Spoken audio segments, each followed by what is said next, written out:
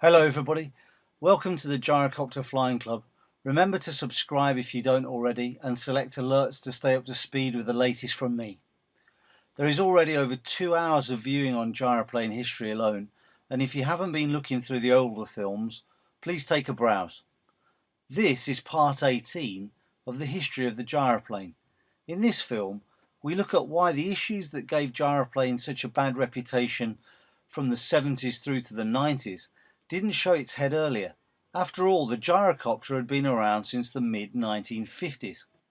A really difficult thing to get your head around is that these aircraft seem to have no real standout accident record until in the US fatal gyroplane accidents started to ramp up from around 1967, and in the UK it wasn't until '69 for there to be a fatal accident at all.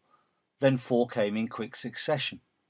And even then, very many could be dismissed as low-time or no-time pilots trying to show off or do impromptu air displays with low passes.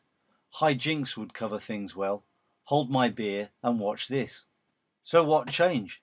How were guys flying in the early 1960s surviving, where suddenly it seemed anyone flying a gyroplane from 1970 onwards was cannon fodder? This spec sheet for the first Benson, the B7M, gives us a slight clue. It had a 40 horsepower Nelson 2-stroke motor, a 42-inch prop and 20-foot rotors. It cruised at 60 miles an hour, but if you wanted to cruise economically, you cruised at 40 miles an hour. In the early years, the marketing had nothing to do with performance. The focus was just about the possibility to learn to fly cheap and easily. Even in the mid-60s, the focus was still upon safety. Of course, there was also an element of lead time with the build, which included making the rotors out of wood, and that naturally delayed the mass flying of these aircraft. To give you some colour on the process for a student pilot in the UK at this time, I have some original logbooks from an ex-student of mine who was flying his B7M in 1962. You might note that the logbook says Luton Airport, and this is Luton Airport today. He was told to practice the exercises that he could from the fixed wing syllabus, and as he was flying a single-seat aircraft, he was left to his own devices. He obviously couldn't practice spins in a gyroplane.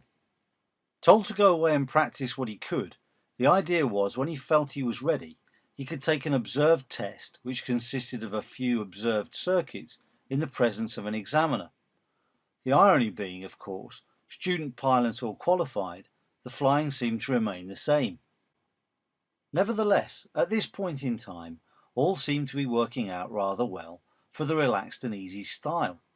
You probably transitioned quite well from a gyro glider to something with 40 or 60 horsepower. That was until people started to focus upon more performance.